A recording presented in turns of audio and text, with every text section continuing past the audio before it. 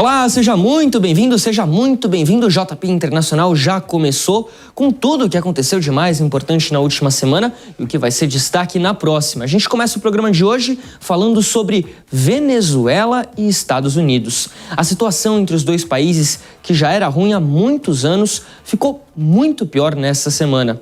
Depois do governo americano posicionar os navios em águas internacionais próximo ao litoral venezuelano, o presidente Donald Trump confirmou na última terça-feira o primeiro ataque a uma embarcação saindo do país sul-americano. 11 pessoas morreram no caso. Segundo a Casa Branca, as vítimas eram integrantes do grupo de narcotráfico Tren de Aragua. O barco estaria carregado de drogas, mas as autoridades não informaram qual era a quantidade e nem quais drogas estavam nesse barco. O próprio secretário de Estado, Marco Rubio, afirmou que a embarcação provavelmente tinha como destino Trinidad e Tobago ou outro país caribenho, ou seja, nem mesmo Marco Rubio sabe dizer para onde ia o barco. Já o presidente Donald Trump confirmou que a ação foi a primeira de várias que estão a caminho. Esse caso fez aumentar a tensão envolvendo uma possível invasão americana ao território venezuelano. Sobre essa possibilidade, a gente conversou com o analista militar, o comandante Robson Farinaso, que explicou a situação. Eu duvido que haja apoio no Pentágono para isso. Seria uma empreita gigantesca de anos, provavelmente, porque você tem um exército venezuelano de cerca de 300 mil militares, mais as milícias. E a Venezuela não é um país pequeno, é um país grande. É um país com diversos acidentes geográficos, é um país com densas florestas. Então, eu acho muito pouco provável uma invasão. Seria uma campanha que você começa, depois você não sabe quando vai acabar. O modus operandi do Donald Trump com relação a assuntos militares sempre foram operações mais cirúrgicas, né? Operações de curta duração, etc. Então, pode ser que ele faça um ataque, mas que não vai ter assim, muito apoio internacional, porque não há uma justificativa, essa que é a verdade, uma justificativa plausível, né? Então, eu não sei o que ele quer conseguir com isso. Por enquanto, a gente só está vendo pressão, mas eu acho bem pouco provável uma invasão pleno, né? É difícil saber exatamente, com total certeza, o objetivo de Donald Trump envolvendo a Venezuela nesse momento. Mas uma coisa é certa: uma invasão dos Estados Unidos aqui na Venezuela não seria exatamente fácil, como o próprio comandante falou. Esse aqui é um território, principalmente na região de fronteira, tanto com a Colômbia, quanto com o Brasil, quanto com a Guiana, de florestas muito densas, montanhas. É uma área difícil para uma operação militar terrestre de larga escala. Se a gente voltar no tempo, a gente lembra das dificuldades que o exército americano passou no Vietnã, uma região relativamente parecida. Esse também, as dificuldades que os Estados Unidos podem encontrar aqui na Venezuela, foi mais um dos temas que a gente conversou com o comandante Farinaso. Se a mobilização popular foi bem feita, eu não sei em que grau que ela foi feita, qual a intensidade disso tudo, né? Mas se a mobilização popular for bem feita, as possibilidades de êxito de uma invasão tendem a zero. Essa é uma coisa. Você tem que lembrar uma outra coisa também, que a capilaridade, tanto dos sistemas de inteligência venezuelanos, dos serviços que são bons, essa que é a verdade, é um bom serviço de inteligência, talvez um dos melhores da América Latina, como o apoio dos militares ao Maduro, até onde se sabe, ele é grande. Então, eu acho que seria uma aventura militar de difícil êxito. Agora, é lógico, você pode tentar estrangular o país com bloqueios navais, etc., fazer ataques de decapitação, mas isso aí não vai ter um apoio internacional amplo. Numa era que nós temos hoje, né, com China e Rússia desafiando a hegemonia americana, eu acho que é bastante temerário você partir para uma aventura sem apoio internacional, né? Pode erodir mais ainda a situação já delicada dos Estados Unidos no cenário externo. A Venezuela tem um sistema de defesa aérea muito bom, calcado em mísseis S-300 russo e o sistema Buk também. A coisa de uns 5 anos atrás, uma delegação da Rússia andou visitando a Venezuela, acredita-se que seria para atualizar esses sistemas. Por quê? Esses sistemas, com o tempo, eles vão ficando desatualizados, defasados numa série de quesitos. Aí você precisa atualizar os mesmos, rever aí a validade dos sistemas químicos, dos explosivos, etc. Então, acredita-se que essa delegação russa tenha feito isso. Nós não temos como saber se é isso ou se não é. Mas a questão não é essa. Eu penso assim, Fabrício, se os Estados Unidos quiserem entrar na Venezuela, eles entram. É inevitável. Vão estabelecer uma cabeça de praia, uma série de coisas. O problema é quanto tempo você vai ficar ali. E tempo é uma questão bastante importante. A gente lembra de operações dos Estados Unidos no Iraque, que durou bastante tempo, no Afeganistão também, que durou 20 anos, e nenhuma delas teve muito sucesso para os Estados Unidos. Falando em Estados Unidos, hoje 8 navios militares americanos estão ali na região de águas internacionais próxima à Venezuela, além de um submarino nuclear. Além disso, a Casa Branca confirmou nesta sexta-feira que 10 caças F-35 foram enviados para Porto Rico e devem conduzir operações na área. Agora, do lado venezuelano, tem esse número aqui interessante para a gente trazer. O país recebeu uma licença especial para voltar ao mercado americano de petróleo. E isso acarretou no quê? Depois de 4 meses de suspensão, a Venezuela voltou a exportar, em média, mais de 900 mil barris de petróleo por dia, 966.484 no último mês de agosto. Esse é o histórico da Venezuela em milhões de barris de petróleo. Esse adicional vem por conta da operação da Chevron, que é uma empresa norte-americana que opera em parceria com a PDVSA ali na região da Venezuela. Um dinheiro muito importante para a Venezuela, um país que tem graves crises financeiras, que vive uma grave crise financeira e que poderia exportar muito mais petróleo se não fossem as diversas sanções aplicadas ao país por conta do governo de Nicolás Maduro, por conta ainda também do governo de Hugo Chávez, isso muitos anos atrás, já há mais de 10 anos atrás.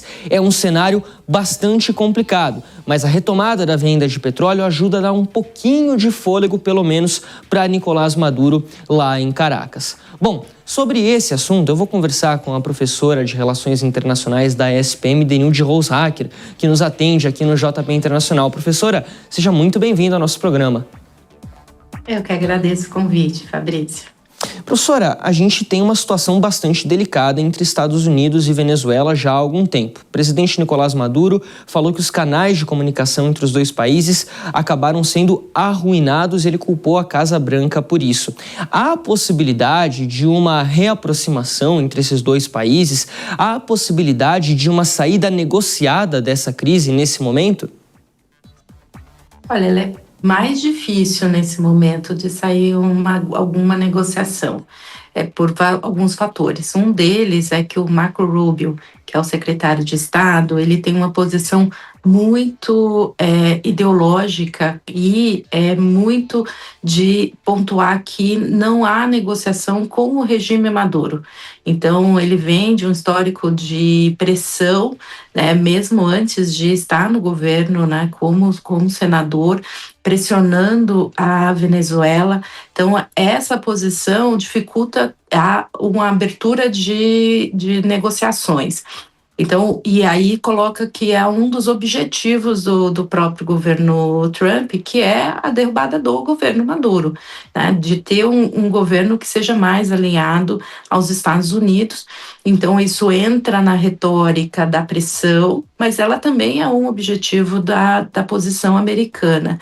E, de outro lado, o próprio Trump utiliza esse embate com a Venezuela para reforçar uma posição que ele tem interna nos Estados Unidos, que é de ser cada vez mais duro no combate ao narcotráfico e a regimes que possam ter alguma ligação com o narcotráfico. Então, e essa é um dos principais acusações feitas tanto pelo Trump quanto pelo Rubio sobre o Maduro, de que o Maduro é o líder dos grupos e dos criminosos que acabam afetando a segurança interna nos Estados Unidos. Então, essa conjuntura doméstica e essa visão histórica, né, de embate com o próprio regime chavista e regime Maduro, coloca aí muito mais dificuldade para se ter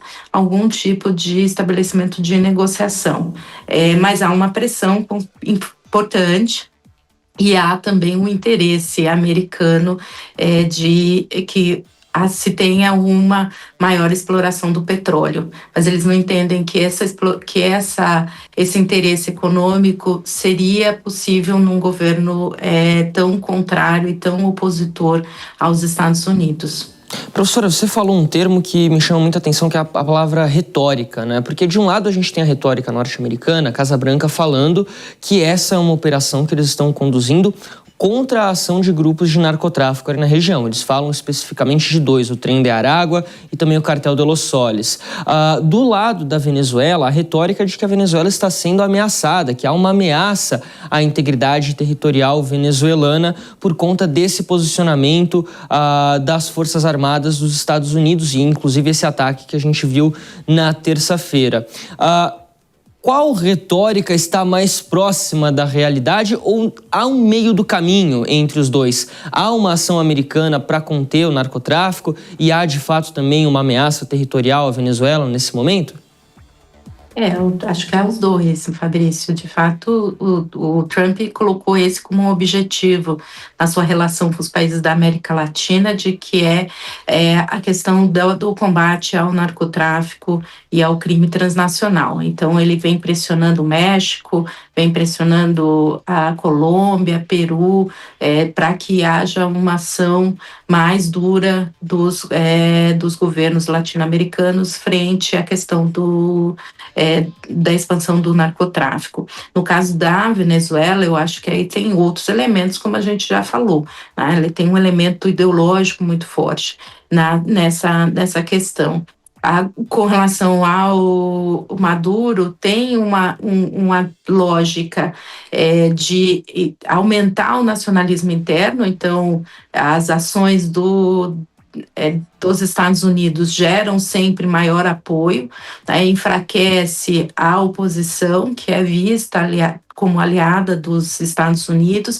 Então, para o Maduro também esse embate não é algo que seja negativo, mas há um temor, sim, de parte do governo e de setores militares da Venezuela de que possa ter algum tipo de investida maior dos Estados Unidos e ter aí uma intervenção direta americana. Como colocado anteriormente, ela tem custos muito altos para os Estados Unidos, é uma intervenção direta, mas o objetivo de mudança do regime, de levar o regime do Maduro a um estrangulamento e uma perda de sustentação, isso de fato é algo de interesse dos Estados Unidos, o que levaria aí uma mudança interna. Tem muitos fatores difíceis nessa equação.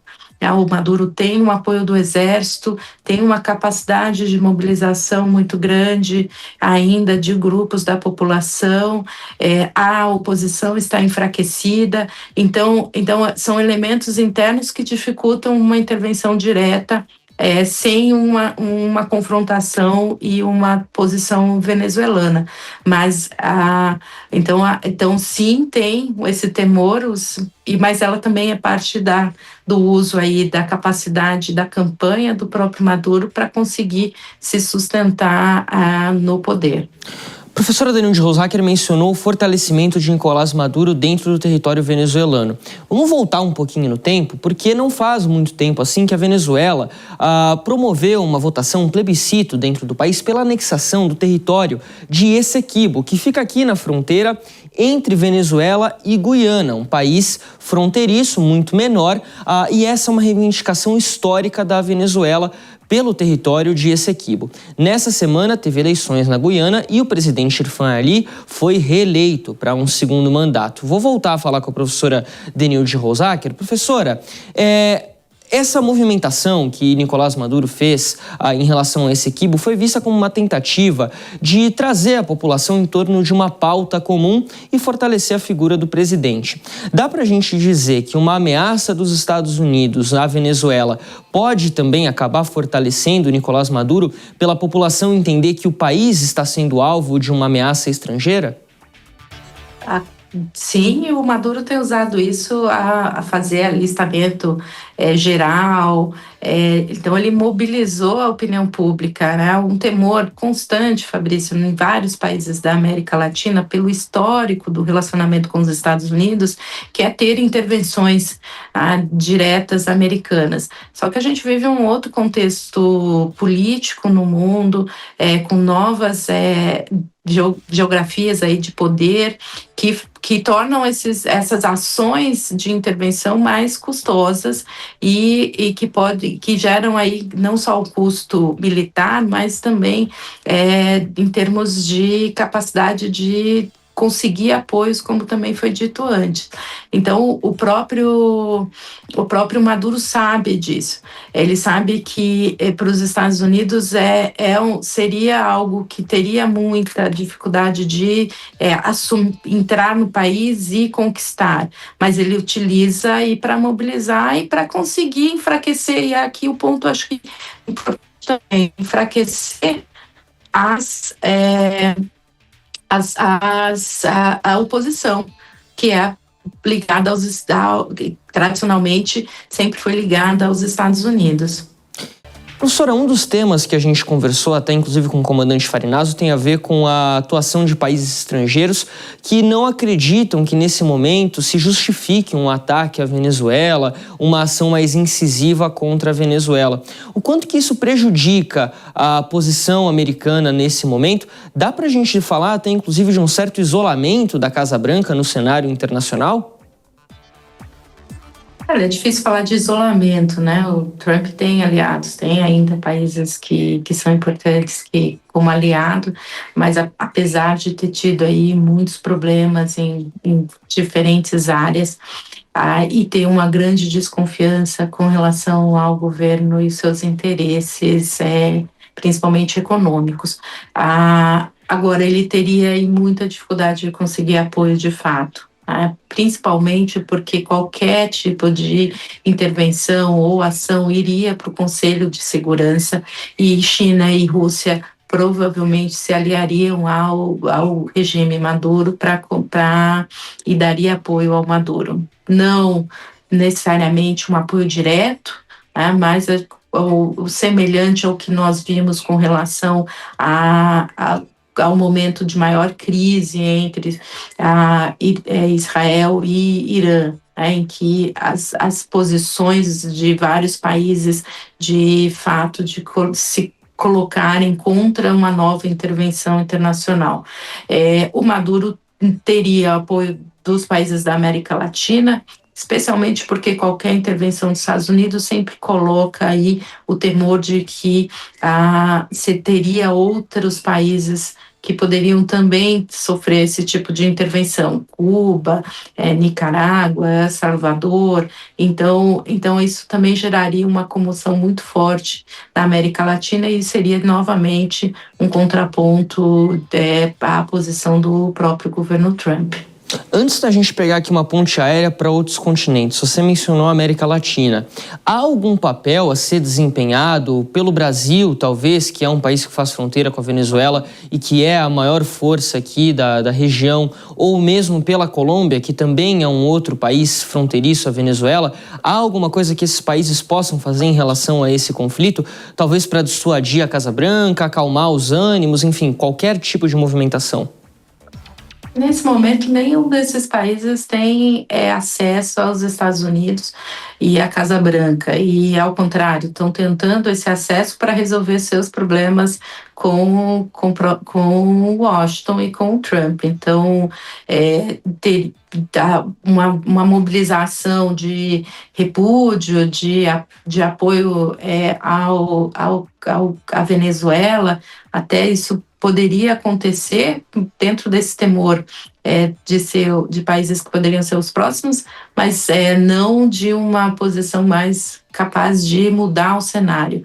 E a gente sempre tem que lembrar que o próprio Maduro sofre um isolamento muito forte de outros países, como Europa, como países que também poderiam pressionar Estados Unidos para que não tivesse uma intervenção, mas também não são países que apoiam o governo Maduro ou uma posição de permanência do Maduro. Então, é um cenário aí que dificultaria muito apoios explícitos ao Maduro, apesar das críticas que podem acontecer a uma intervenção americana. Um dos temas que eu conversei também com o comandante Farinaso, professora, tem a ver com uma possível participação de Rússia e também da China, 2 países que têm relações próximas com a Venezuela, relativamente próximas, mas ele descartou a possibilidade desses países intervirem militarmente e disse que seria um apoio mais de bastidores. Qual é o tipo de apoio que a Rússia e China podem fornecer para a Venezuela nesse momento, talvez até de fazer uma pressão na Casa Branca em algum aspecto?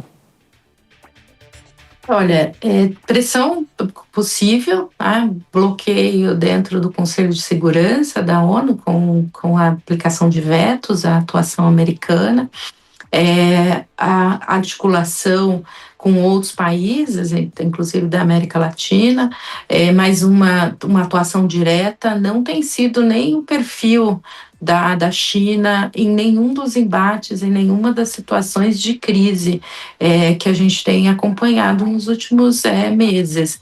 Então, poderia até ter algum tipo de apoio da Rússia em termos de armamentos, mas a Venezuela já recebe esse tipo de apoios da Rússia, já usa equipamentos russos, mas também não tem recursos para mais equipamentos, na compra de equipamentos. Então seria algo que estaria muito no campo do apoio formal e diplomático à Venezuela, mas não uma ação direta. E mesmo nesse momento em que a gente está vendo essa escalada da ação americana, não se vê nenhuma sinalização desses países. E também porque a questão do narcotráfico é um problema global. Então, o combate a lógica de combate ao narcotráfico também é algo que, para esses países e no mundo, é algo que eles têm também enfatizado a necessidade. Então, isso coloca a situação venezuelana aí num outro patamar. Bom, conversamos com a professora de Relações Internacionais da ESPM, Denilde Roushacker. Professora, muito obrigado pela sua participação. Olha, acho que foi uma das entrevistas mais longas, mas também uma das mais proveitosas aqui do JP Inter, hein? Eu que agradeço o convite. Obrigada. Obrigado, volte sempre.